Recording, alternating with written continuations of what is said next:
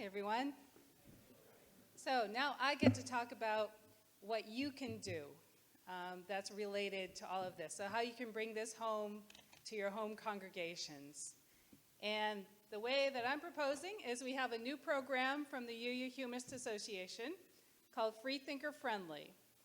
So it's modeled after, not really, but it's similar to the Welcoming Congregation program, which is outreach and saying that you are welcoming to LGBTQ people.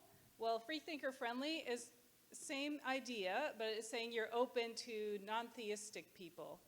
And non-theists have a million labels. They could be atheists, agnostics, freethinkers, humanists, whatever. So we chose the term freethinker because it sounded good with Freethinker Friendly. We had to pick one. When we came up with a logo with our happy humanist, softened a little bit with a heart. But the idea is that, oh, I'm sorry. I've already been introduced, so you don't need to see my business card. So, I'm sure you are aware that we don't do well at evangelism. Not many people outside of our movement know that if they're a freethinker, if they're a non-theist, that they're welcome in our congregations. It's just not known. This is my home church, First Parish Church of Stowe-Acton. I lived 2 miles from this building for 10 years. As a former Catholic, I did not know much about the religious landscape out there. They don't teach that in catechism. I lived for 10 years, 2 miles from this building, with no idea that they would be welcoming to me and my humanist family. I have 3 children. They could have benefited from RE. I only got one of them into OWL because the other 2 were too old and missed the opportunity. And so that's why I joined the UU Humanist Association, because nobody else should have that experience. But the swing in Unitarian Universalism towards spiritual language in services, in worship services, is making, I'm putting it politely here, is making UU non-theists feel less at home than in the past. And, I know that, there's a lot of controversy about religious language, and we got a lot of pushback from the UUA, at GA, from other places about whether it's our problem or not, that we don't translate well, that we don't take religious language and translate it well. But I'm just making the empirical observation that thousands of people have told me personally, since I'm a contact person, that they tried going to a UU congregation and it was too churchy. They went once and they never came back. And I think that's a shame, because we have so much to offer them. You just heard about all the wonderful things we have to offer them. So what can you do? Become a freethinker-friendly congregation. There are flyers with more details than I have up here in the back of the room that you can take home, but you have homework. When you go home, discuss this with your congregation and make it happen. And there are only 4 requirements, unlike the welcoming congregation program, which is a lot of work. This is definitely some work, because that's the point, but it's nowhere near like that. So the first and major requirement is be explicitly welcoming in your welcome statements. Most of you have welcome statements because that's required to be a welcoming congregation. Make sure they say explicitly, we welcome atheists, agnostics, humanists. You can make up your own words. We're not going to wordsmith for you, but make it explicit, because mine said, we welcome people regardless of their religious beliefs. And I'm like, I don't have religious beliefs, so I'm not welcome there. But if you drill down into a 3rd level page on the website, it would mention, oh, we have some atheists in our congregation, but I didn't get that far. Why the heck would I get that far?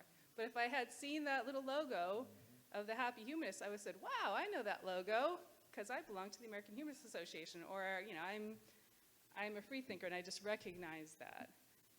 And the second and also very important, is just have that discussion with your congregation about the language you use and how inclusive it is to people who are non-believers, especially young non-believers. Now, I'm not saying you have to go and insist that you change your name from First Parish Church of Stowe and Acton to First Parish Community or something like that. That's, maybe that's definitely going too far. You don't need to rename the worship committee, but in your outreach materials, don't say worship services necessarily, right? Don't, just have that conversation with your, the powers that be. It can be your board, it could be your entire congregation, but have that conversation about how to use more inclusive language. And if your minister is a flexible, they're prime people you have to talk to about this. If they're flexible, if they really need to use God language because it's the way they can be authentic, like Marlon Lavenhar was saying last night. If we want people to be totally authentic. We don't want anybody to have to hide who they are. But if they express that, just ask them to acknowledge that there are people present for whom they are not speaking. They are speaking, for their own experience, and they hope it resonates with you, but they're not. This is not what Unitarian Universalism is, okay? Entirely. Okay? So have that conversation is number 2. And provide times and spaces to celebrate the humanist worldview. And I mean celebrate, right? So, some congregations are big enough to have another service, or you can bring in the Sunday assembly if you don't want to organize another service. There's one in Boston. There's Sunday Assembly Boston that I go to, and if they had a place that was free of rent, they would be very, very, very happy. And if you can't have a service that's specifically humanist, or if you don't need it because you think you already are very humanist, sponsor a humanist local group. Or get one of the outside groups, like my American Humanist Association chapter meets at a UU congregation, so we don't have to have a special one just for the church. And it brings people in from the outside. We get about 50-50. Half of the people at our local group humanist meetings are congregants, half are not. And it brings people in, and they say, oh, you have an RE program. Oh, OWL, what's that? So it's just a great, great outreach program. And then the last one, you've already heard about a lot of these organizations. Reach out to the wider non-theistic community. I use the term communities beyond belief. We UU Humanists are part of a wider movement of communities beyond belief, which includes Sunday Assembly and a new one called the Oasis Network, which are all they always have to answer, how are you different than Unitarian Universalism? They hate that question. They hate it.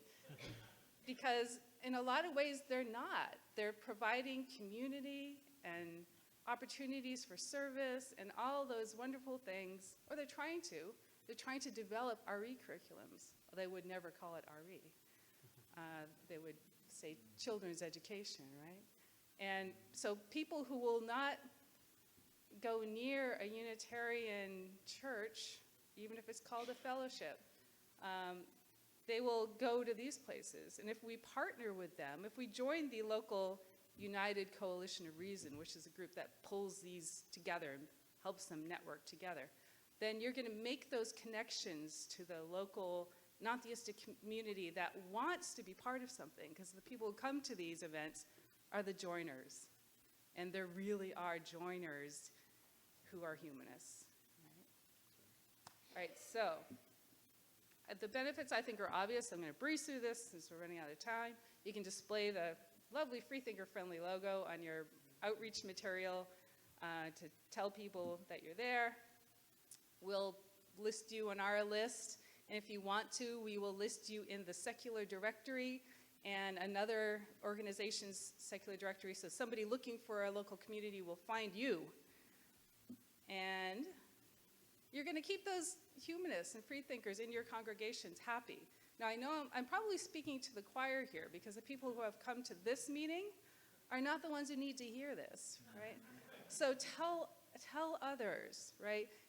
If you want, especially ministers, if you want to make people feel comfortable, happy, welcome, so that they will keep the rowboat going through the woods and donate the money. You know, if you want that, then have programs like this that show that they are valued and make them feel like they really belong in Unitarian Universalism, and basically keep them in place.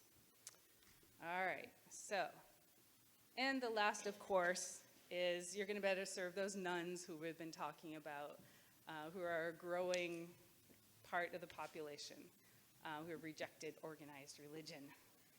And lastly, of course, we're going to be doing lots of outreach because we are part of the Secular Coalition for America. So we have contacts with a big network of people that we're going to be advertising this through. So if you're on our list of Freethinker Friendly congregations, you're going to get a lot more attention. So there are flyers in the back. In the booth, you can also give me your email address, and I'll get you on the mailing list for that. Our booth number is 201. Make sure you pick up a Freethinker Friendly flyer back there or stop by. And all of this is on the website as well. And last is, I am going to be doing a webinar on how to get the conversation started. So if you're worried about people in your congregation having an issue with this maybe being divisive, or who should I approach first, that sort of thing. We're going to be having a webinar to talk about the first step you're going to take of how to get the conversation going. So that's really it. So persist until your congregation is officially designated a Freethinker Friendly congregation. All right? Yeah. All right, thank you. What time is it? We don't have time for that. We have a few minutes for questions, but before we open that out, I want to request that you really stick around, because we're going to have a presentation of our Religious Humanist of the Year Award, and